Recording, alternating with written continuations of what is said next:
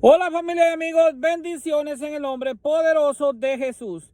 Mi nombre es Elmer Arana, soy apologeta católico y miembro del movimiento misionero San Juan 23. En esta oportunidad vamos a hablar acerca de que si la Iglesia Católica cambió los 10 mandamientos, ¿cómo la acusan 70,000 sectas protestantes en el mundo? Especialmente la secta adventista del séptimo día, la secta creada por Ellen White. Así que acusan a la Iglesia Católica de cambiar los 10 mandamientos de la ley de Dios dada a Moisés en el monte Sinaí para el pueblo de Israel y que fue escrita con el propio dedo de Dios. Vale aclarar que la Iglesia Católica, que es la única iglesia o congregación fundada por nuestro Señor Jesucristo en Mateo 16, 18, 19, y a la cual el mismo Cristo le da autoridad en la tierra para aprobar y desaprobar situaciones de fe en la tierra, jamás cambió los 10 mandamientos. Es el mismo Cristo el que los cambia, retoma unos de la ley de Moisés, cambia otros y da nuevos. Y resume los 10 mandamientos de la ley de Dios en dos: en amar a Dios sobre todas las cosas y al prójimo como a ti mismo. El Santo Colegio Apostólico de la Iglesia, que es guiado por Espíritu Santo, como nos dice Juan 16:13, únicamente recibe la interpretación del Santo Espíritu y es el único con autoridad espiritual para hacerlo. El apóstol Pablo nos dice en 2 de Corintios, en todo el capítulo 3, que la ley de Moisés era fugaz y que en su momento se llenó de gloria, pero esa alianza era pasajera y únicamente nos conducía hasta nuestro Señor Jesucristo. O sea, fue un tutor, la ley fue el tutor que nos llevó a Cristo, que es el suscriptor, de una nueva alianza. Versículo 2 dice: nuestras cartas sois vosotros, escritas en vuestros corazones, conocidas y leídas por todos los hombres. Versículo 3, siendo manifiesto que sois carta de Cristo, expedida por nosotros, escrita no con tinta, sino con el Espíritu de Dios vivo, no en tablas de piedra, sino en tablas de carne del corazón. La ley que Cristo puso en nuestro corazón es el amor. Y esta nueva alianza en Cristo será de mayor gloria. Los 10 mandamientos dados al pueblo de Israel no salvaban porque nadie los cumplía. Y por lo tanto la paga era la muerte. Cristo es dado para el mundo entero y él sí salva. Cristo sí salva. Cristo nos perdona y nos salva. Cristo fue el único que cumplió la ley. Por eso dijo: no pienséis que vine a abrogarla, sino a cumplirla. Pablo sigue insistiendo en la 2 de Corintios capítulo 3 que los judíos tenían un velo que los cegaba. Por eso no reconocieron a Cristo como su Mesías. Y ese velo también lo tienen muchos ahora, especialmente los miembros de la secta adventista. Ahora hay adventistas actuales que están cegados, como nos dice Pablo. En la carta a los Romanos capítulo 10 versículo 4, Pablo afirma que el fin de la ley es Cristo. En Gálatas 3:10, Pablo advierte que todo el que intente cumplir un solo precepto de la ley queda obligado a cumplir las 613 leyes dadas al pueblo de Israel. Y aquí los adventistas, con su juego de palabras, ponen en riesgo su salvación, ya que estarían bajo maldición de la ley, según lo afirma el propio apóstol San Pablo en Gálatas 3:13. Entonces, los adventistas del séptimo día cumplen únicamente 2 mandamientos de los 613, que son guardar el sábado, la observancia del sábado, que es su principal doctrina, y el cobro del diezmo.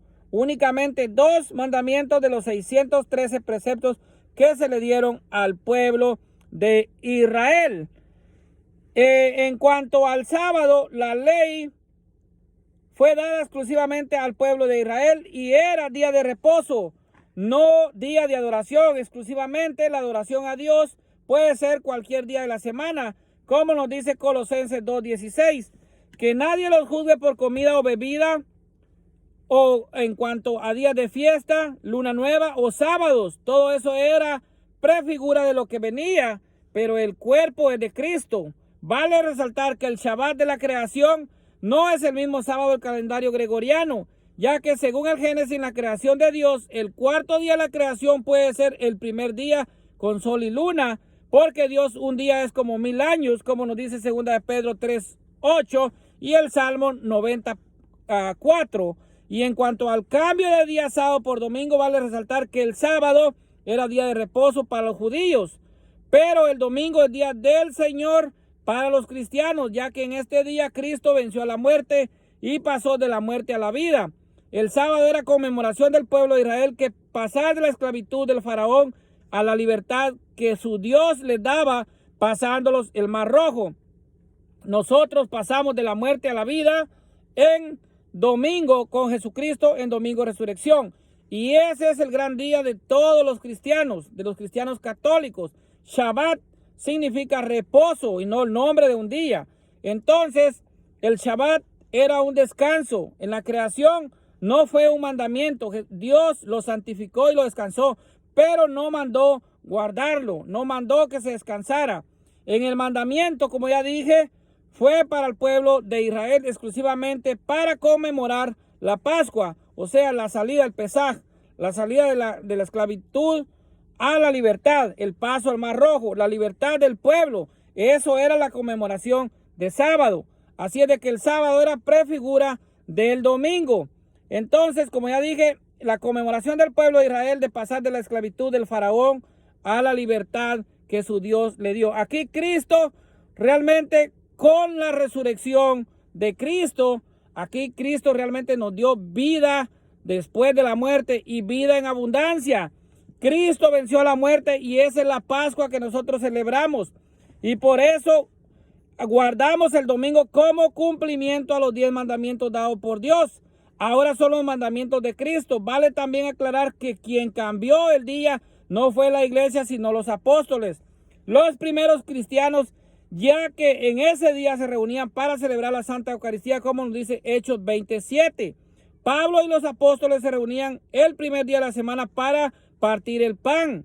Cristo defendió a los discípulos de quebrantar el sábado. Dijo: si supieras que misericordia quiero y no sacrificio, no condenarías a los inocentes. Aquí Cristo dijo que no era necesario guardar el sábado y que los discípulos que sí lo quebrantaban eran inocentes. Así los defendió de las acusaciones de los fariseos. Así que, para concluir, les voy a dejar en los primeros, en lo que realmente pasó en Mateo 5:21 y al 28. Jesucristo dice: los preceptos que habían dado les fue dicho, pero ahora yo les digo. Jesucristo es el que cambia los mandamientos. El pecado del adulterio no existía en los 10 mandamientos. Sin embargo, es Cristo el que lo instituye, y usted lo puede ver en Mateo 5:28. Cualquiera que ve a una mujer con malos deseos ya pecó, ya cometió adulterio en su corazón. Entonces, Cristo el que cambia los mandamientos.